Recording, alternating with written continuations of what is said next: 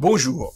Aujourd'hui, nous allons encore parler de la landing page. Alors, j'avais déjà fait une vidéo il y a quelques semaines sur le sujet pour vous expliquer non pas comment fabriquer une landing page, mais plutôt pourquoi il fallait impérativement utiliser une landing page quand on faisait une campagne AdWords. Aujourd'hui, on va s'intéresser plus spécifiquement à comment fabriquer une landing page qui cartonne. Alors, l'ancienne vidéo, vous pouvez la voir, je vais mettre le lien ici.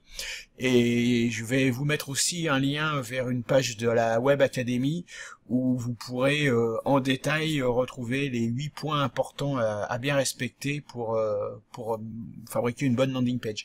Donc je vous les mettrai là dans la description, le lien. Donc alors voilà, alors quels sont, je vais pas être exhaustif parce que je vous invite donc à aller voir l'article, mais quels sont les points importants à bien respecter quand on fabrique une landing page? Eh bien, je dirais que le premier point, c'est de ne pas oublier qu'une landing page est faite pour transformer un visiteur en prospect ou en client. Donc en fait, une landing page a un rôle extrêmement précis.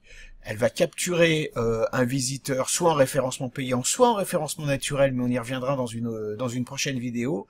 Et elle a pour objectif de faire que ce client s'engage avec votre produit ou votre service. Donc la première chose à savoir, c'est qu'une landing page ne peut pas être une page normale de votre site. Pourquoi? Parce qu'en fait, on ne peut pas retrouver un menu en haut de la landing page et on ne peut pas retrouver un footer avec plein de liens, etc. Parce que tout ça, ce serait autant d'occasions données aux visiteurs de s'échapper, entre guillemets, et de ne pas cliquer sur le fameux call to action, c'est-à-dire le CTA, le Graal ultime de la landing page. Donc oui, une landing page est faite pour inciter le visiteur à cliquer sur le call to action. Ce call to action doit donc être bien visible, explicite, sans être trop agressif, et doit vraiment être le but ultime de la landing page. Alors pour que le visiteur clique sur son call to action, il y a quelques trucs quand même à respecter. Le premier, c'est d'être très clair dans le titre de votre landing page sur la nature de votre offre, sur la nature de votre différenciation, sur l'avantage que vous apportez. Le deuxième, c'est qu'il faut bien préciser au visiteur que vous avez compris son problème, que vous connaissez son problème et que votre service va pouvoir l'aider à le résoudre. Pour ça, vous pouvez effectivement écrire des textes, pas trop longs, pas trop courts non plus. Si c'est trop court, il va pas peut-être comprendre ce que vous proposez, il va peut-être pas avoir complètement confiance. Si c'est trop long, il le lira pas. Donc des textes qui soient suffisamment bien calibrés pour intéresser l'internaute. Alors évidemment, on peut s'aider d'images ou de vidéos. Je vous rappelle qu'une vidéo permet un taux de transformation bien supérieur à une image et que c'est toujours très intéressant d'intégrer une vidéo dans une landing page. Alors ça peut être un témoignage, ça peut être une description du produit, ça peut être un espèce de dessin animé en motion design, ça peut être tout un tas de choses. Dans cette landing page, on devra également retrouver des signes qui vont permettre à l'internaute, au visiteur, d'avoir confiance dans votre marque. Alors ces signes peuvent être de différentes natures. On vient de parler de la vidéo du témoignage. Bah, ça, c'est un signe de confiance extrêmement important. Si un de vos clients accepte de témoigner et d'expliquer comment il a résolu son problème grâce à votre offre, ça incitera l'internaute qui arrive sur votre page d'essayer votre produit. Ça peut être le fait d'afficher le nom de ses clients s'ils sont prestigieux. Ça peut être le fait de mettre ses certifications. Si vous êtes ISO 9000 ou si vous avez une certification spécifique à votre métier, c'est ici qu'il faut l'indiquer. Ça peut être des stats.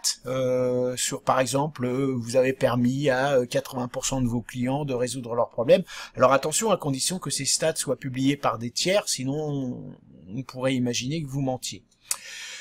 Donc bref, comme vous le voyez, il y a plusieurs trucs et astuces à suivre pour faire une landing page qui transforme. Mais au final, ce que j'aimerais que vous reteniez suite à cette vidéo, ce sont deux choses. La première, c'est qu'il n'y a pas vraiment de règles sur Internet. Alors, pour faire une landing page. Alors, vous pouvez vous inspirer de ce qu'on appelle la perfect landing page en tapant perfect landing page sur Google, où là, vous allez avoir tout un tas d'exemples de landing page qui transforment bien. Mais ce que moi je préfère faire, c'est faire de l'A/B testing. C'est-à-dire que c'est avoir des idées et tester en permanence, regarder si effectivement telle couleur de bouton transforme mieux que telle couleur de bouton, tel texte de bouton transforme mieux que tel texte, telle présentation, telle vidéo, etc., etc., etc.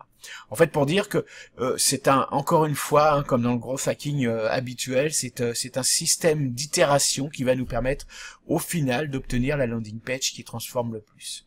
Donc je vous invite vraiment à lire le texte que j'ai écrit dans la Web Academy, hein, qui je vous rappelle je vous rappelle que je vais mettre le lien en dessous, pardon. Et donc normalement avec ça, vous devriez être capable de produire des landing pages qui transforment vos visiteurs en prospects ou en clients. On y reviendra probablement aussi, hein, sur les landing pages parce que c'est un sujet assez vaste et je vous ferai peut-être une petite démo en direct. Voilà, ceci étant dit, je vous souhaite une excellente et agréable journée et je vous dis à demain.